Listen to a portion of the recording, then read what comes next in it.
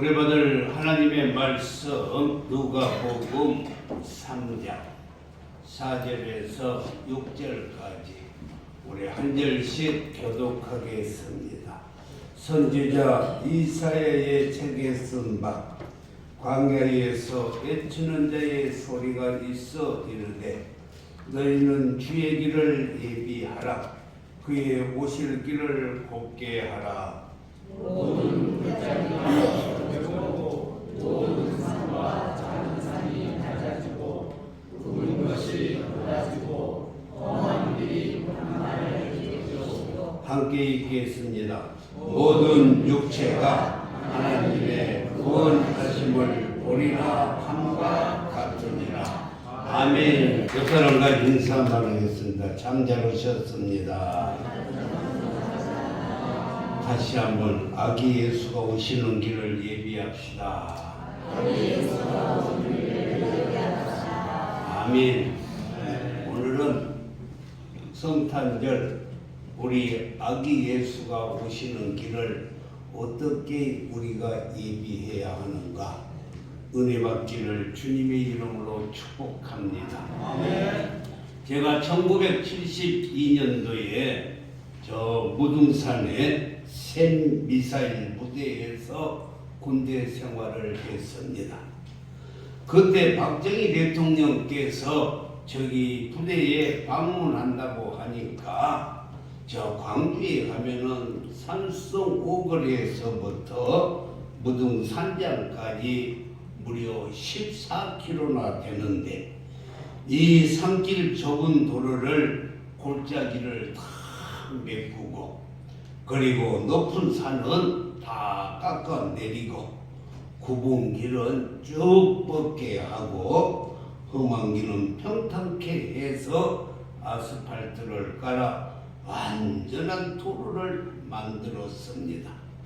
한 나라의 대통령이 오신다고 해도 이렇게 길을 닦고 예비하는데 만왕의 왕이 되신 우리 아기 예수님이 오시는 길에도 험한 골짜기는 다 메꿔야 하고 높은 산은 깎아 내려야 하고 그리고 굽은 길은 곱게 하고 그리고 험한 길은 평탄케 해야 한다 해서 오늘 세례 요한이 아기 예수가 오시는 길을 예비하라 라고 외쳤던 것입니다. 사랑하는 성도 여러분, 한 민족이 흥하고 망하는 것이 길에 있다면 한 개인이 망하고 흥하는 것도 어떻게 길을 닦느냐에 달려 있는 것입니다. 오늘 우리가 닦아야 할 길은 이 길은 보이지 않는 길, 아기 예수님이 오시는 길을 닦는 것입니다. 다시 말하자면 아기 예수님을 맞이하기 위한 길을 우리가 닦아야 한다는 것입니다. 사랑하는 성도 여러분, 복을 받으려고 한다면 복이 들어올 수 있는 대로를 만들어 놔야 하는 것입니다. 그래서 광야 같은 우리의 마음에 아기 예수를 맞이할 수 있도록 우리는 대로를 만들어 넣어야만이 아기 예수가 이 땅에 오셔서 저와 여러분을 축복해 주시고 저와 여러분의 평강을 주시고 저와 여러분의 가난을 물리쳐 주시고 부욕해 하여 주실 줄 믿습니다. 그렇다면 우리는 어떻게 해야 되는가? 첫 번째로 골짜기를 메워야 한다고 말했어요. 오늘 3장 5절 말씀을 보면은 모든 골짜기가 메워지고 라고 말씀했어요. 주님이 오시는 길에 낭떠러지와 같은 깊은 골짜기가 있어서는 절대로 아니 되는 것입니다. 여기서 골짜기는 마음의 상처로 병든 마음을 말씀해 주고 있어요. 마음에 병든 상처를 지닌 심령으로는 아기 예수를 모실 수가 없는 거예요. 아니 병든 심령에는 아기 예수가 오시지도 않습니다. 사랑하는 성도 여러분, 상처받은 마음, 상한 심령 속에는 아기 예수가 찾아오지 못하는 것입니다. 내 골짜기는 이 산과 저 산, 그리고 이쪽과 저쪽을 갈라놓고 단절시키는 것을 의미하는데, 혹시 여러분들은 대화가 단절되고 대인 관계가 단절되어 깊은 골이 패여 있지는 아니하는지, 사람과 사람 사이에 단절되거나 막혀 있는 것이 있다면 이 시간 말씀을 통해서 심령의 골짜기를 다 메꾸고 아기 예수님을 맞이할 수 있기를 주님의 이름으로 축복합니다. 아멘. 그래야만이 그 길이 축복의 길이 될 줄 믿습니다. 아멘. 그래서 이 시간 미움의 고뇌는 사랑으로 가득 채우시기를 주님의 이름으로 축복합니다. 아멘. 절망으로 지쳐있는 마음에는 소망으로 채워주시고, 의심의 고뇌는 확신과 믿음을 갖게 하여 주시고, 지난날 상처받은 마음이 있다면 그 아픔 주님의 은혜로 치료를 받고, 원망과 미움으로 골이 생긴 사람은 주님의 사랑으로 원수까지라도 용서할 때 우리 아기 예수가 여러분의 심령에 찾아오게 될 줄 믿습니다. 그래야만이 아기 예수님을 영접하여 여러분의 심령이 평강이 오고, 여러분의 삶에 축복이 찾아오고, 여러분의 몸에 건강이 오고, 주님의 채찍이 맞음으로 우리가 나음을 입었더라라고 말씀했던 것처럼 건강도 우리가 심령의 모든 골짜기를 메꿔야만이 찾아올 줄 믿습니다. 두 번째로는 높은 산은 낮춰야 돼요. 길을 만들려면 높은 산을 깎아서 낮춰야 되는데, 5절 말씀을 보니까 모든 산과 작은 산이 낮아지고 이렇게 말씀했어요. 여기서 말하는 높은 산이나 작은 산은 모두가 여러분의 교만한 마음을 상징하고 있는 것입니다. 교만한 마음이 낮아지고 또 낮아져서 겸손하지 않고서는 아기 예수를 모실 수가 없는 것입니다.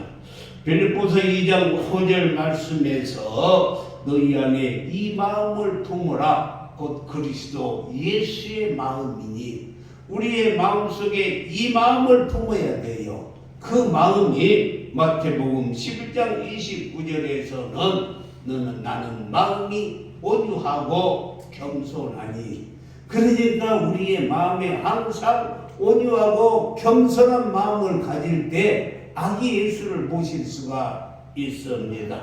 사랑하는 성도 여러분, 교만의 장벽이 있으면 아기 예수가 오고 싶어도 들어올 수가 못하는 것입니다.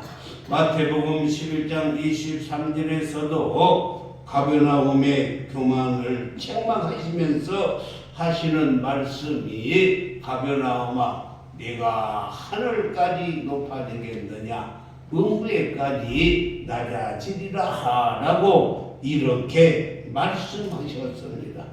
예레미야 49장 16절에서도 말씀했어요.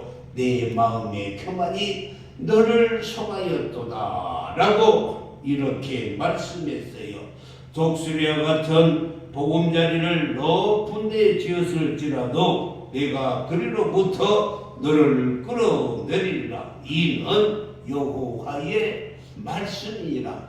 높은 마음, 교만한 마음, 다 하나님께서 끌어내려야만이 아기 예수를 우리가 영접할 수가 있어요. 교만한 마음 갖고는 주님을 만날 수도 없고 모실 수도 없다는 것입니다. 그래서 호세아는 호세아 13장 6절에서 말씀하고 있어요. 그들이 먹여 준 대로 배가 불렀고 배가 부르니 그들의 마음이 교만하여 이로 말미암아서 나를 잊었느니라. 잘 살고 보니 호화롭게도 보니 교만해서 하나님을 잊어버렸다는 것입니다. 그러므로 아기 예수가 찾아올 수가 없는 거예요. 고린도전서 8장 1절에서도 우상의 제물에 대해는 우리가 다 지식이 있는 줄 아니 지식은 교만하게 하며 사람은 덕을 세우나니 우리가요 세상적인 지식은 사람을 교만하게 만드는 아이 그거 다 아는 것이야. 나도 알아. 누구도 알아. 그래서 남의 말을 들으려고 하지 않아요.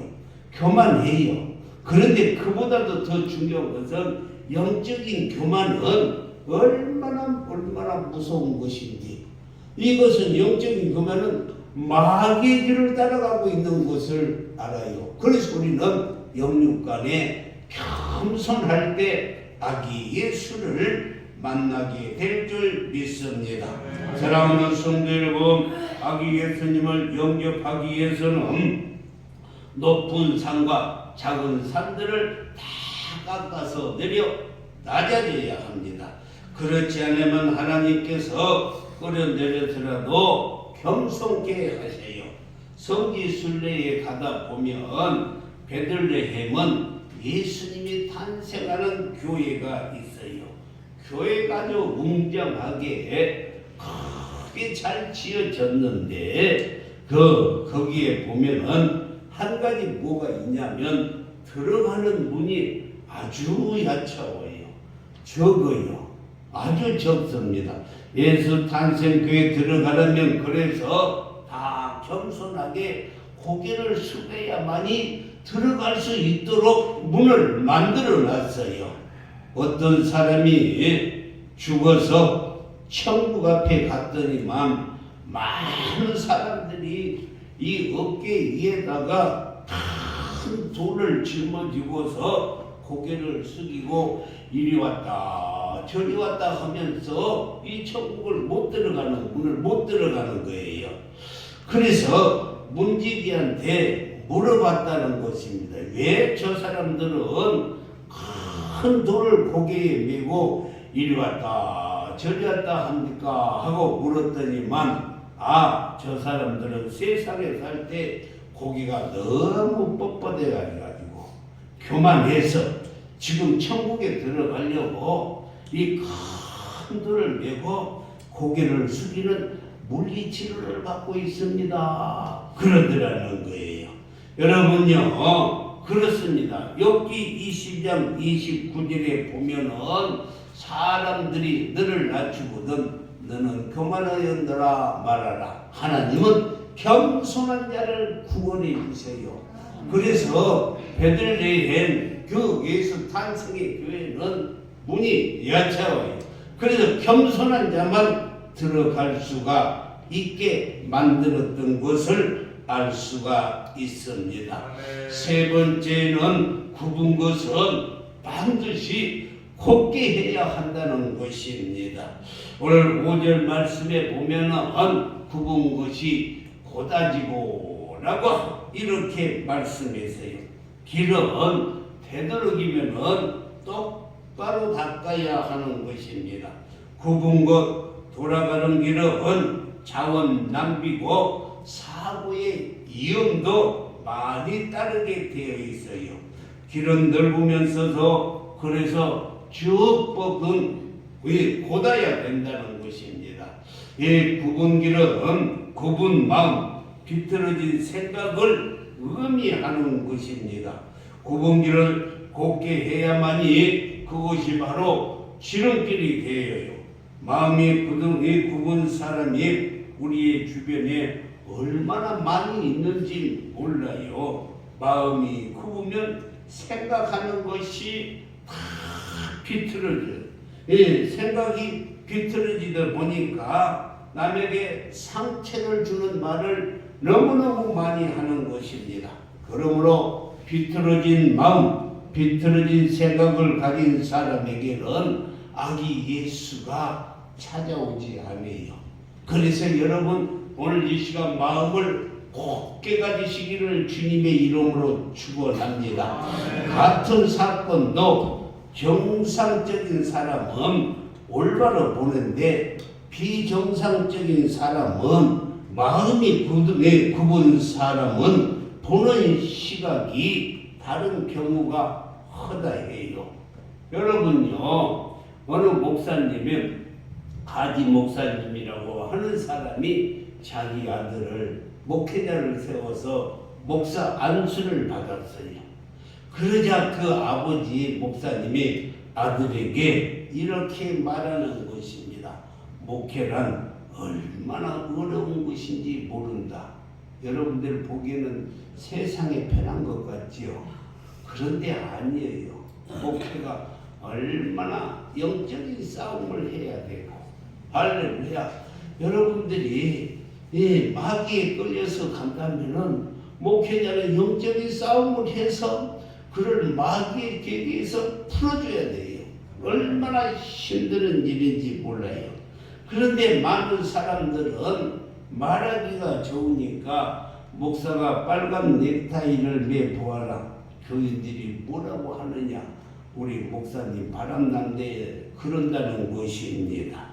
그렇다고 해서 목사가 까만 넥타이만 매어보아라. 그러면 우리 목사님은 장례식만 다니는가 라고 이렇게 비아냥 그린다는 것입니다. 목사가 택시를 타면 돈이 어디 있다고 늘 택시만 타는 거야. 이렇게 말하고, 그렇다고 목사님이 택시를 타게 되면은 야, 우리 목사님 너무 촌스럽다라고 이렇게 말하는다는 게, 어떤 사람이 마음이 곧지 아니하고 비틀어져 있는 사람이 그런다는 것입니다. 네, 그뿐만이 아니라 목사가 설교가 길어 보아라. 그러면은 우리 목사 테이프이 너무 길어. 그러고 설교가 짧아 보면은 우리 목사님은 설교 준비도 안 하시는가 봐. 그렇다는 거예요. 또 목사가 신방만 해보면 아이고 할 일이 없어 집집마다 찾아다니는가 이렇게 말을 하고, 신방을 안 하면 우리 목사님 같이 게으른 목사는 없다고 이렇게 어떤 사람이 그런다고요. 마음이 곧지 않고 비틀어져 있는 사람들이 그렇다는 것입니다. 그러나 은혜가 충만한 사람, 은혜 받는 사람은 반대로 말해요. 목사가 빨간 넥타이를 매면 야, 우리 목사님 정말 멋져, 세련되어 있어. 아멘도 한 사람도 안 해요. 그뿐만이 아니라 목사님이 까만 넥타이를 매면 야, 우리 목사님 너무너무 경건하셔. 이렇게 마음이 곧은 사람은 이런 말이 나오게 되는 것입니다.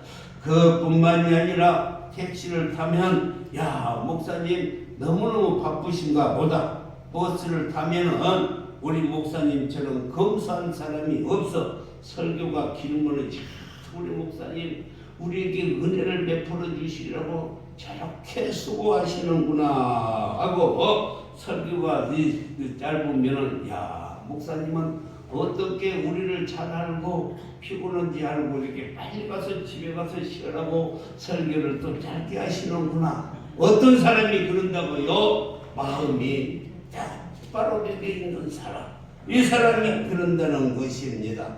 사랑하는 성도 여러분, 그렇습니다.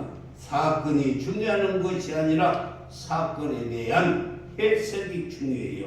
심리학자들은 출생 상처, 다시 말하자면 어른 아이라는 말을 쓰는데, 이 말은 누구나 다 엄마의 뱃속에서 나올 때 상처를 가지고 나온대요. 어린 아이들이. 그래서 응아하고 울고 나온다는 것입니다. 사람마다 마음을 들여다보면은 상처 투성이에요. 상처 투성.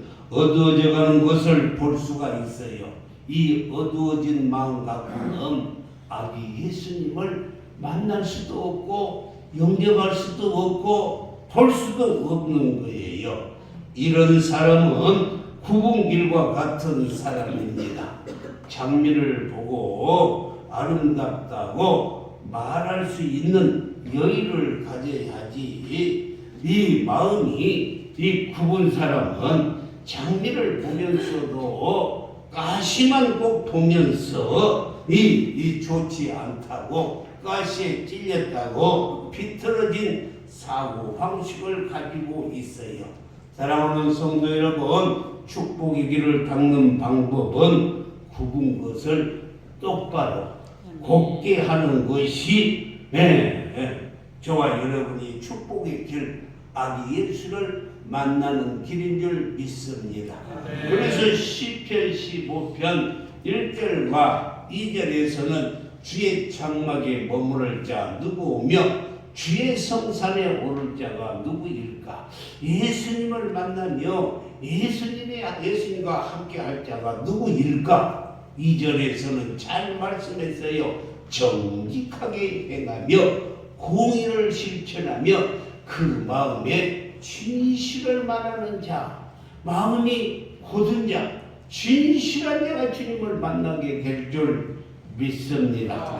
사랑하는 성도 여러분, 네 번째는 험한 길을 평탄케 해야만이 아기 예수를 만날 수가 있어요. 오늘 5절 말씀에서 잘 말씀하고 있는데 5절 말씀을 한번 함께 읽어보겠습니다. 시작. 모든 물자가 넓어지고 모든 산과 작은 산이 낮아지고 굽은 것이 곧아지고 험한 길이 평탄하여질 것이요. 험한 길이 평탄해질 것이요 라고 했는데 이 험한 길은 울퉁불퉁한 길로 거칠고 사나운 마음을 험한 길이라 라고 말할 수가 있어요. 이렇게 거칠고 울퉁불퉁한 길은 평탄하게 해야만이 차도 사람도 다닐 수가 있는 것입니다. 그리고 험한 길은 험한 마음이라 라고도 말할 수가 있어요. 사랑하는 성도 여러분, 거칠고 사나운 마음, 그리고 황폐해진 마음, 폭력적이고 불평으로 얼룩진 마음에는 아기 예수를 모실 수도 없고 축복을 받을 수도 없는 것입니다. 그래서 우리는 늘 성령으로 거듭나야 될 줄 믿습니다. 마태복음 5장 5절에서 마음이 온유한 자는 복이 있나니 그들이 땅을 기업으로 받을 것이며 라고 했어요. 순종할 줄 모르고 불순종하는 마음은 험한 길과 같은 마음인 것입니다. 거역하는 마음에, 고집스러운 마음에 아기 예수가 찾아올 수도 없고 찾아와서 축복해 줄 수도 없습니다. 아니 오다가도 다시 돌아갈 것입니다. 그럼 우리들의 마음은 어떠한가? 이 거칠고 사나운 짐승 같은 마음이 아닌지, 복 받으려면 거칠어진 마음이 부드러운 마음으로 다듬어져야 합니다. 그래야만이 아기 예수를 만나고 영접하고 축복받게 될 줄 믿습니다. 사랑하는 성도 여러분, 복을 받으려면 험한 길을 잘 닦아야 합니다. 할렐루야. 우리나라의 경제적인 성장을 가져오게 된 획기적인 사건은 경부 고속도로가 건설하고 난 후부터 경제가 살아났어요. 당시 우리나라의 경제 사정으로는 도저히 경부 고속도로를 건설할 수가 없었지만은, 그러나 박정희 대통령은 고속도로를 건설하지 않으면 국가가 성장할 수 없음을 하시고 경부 고속도로 428km를 건설하였던 것입니다. 그러고 나니 국가가 살아 움직이고 수출량이 급속히 증가하고 외국의 바이어들이 한국에 찾아 들어오기 시작을 했던 것은 고속도로를 깔아 놓았기 때문인 것입니다. 사랑하는 성도 여러분, 그래서 경부 고속도로는 우리나라의 젖줄이 되고 그리고 동맥이 되고 그리고 우리나라를 잘 사는 경제 대국으로 만들었던 것입니다.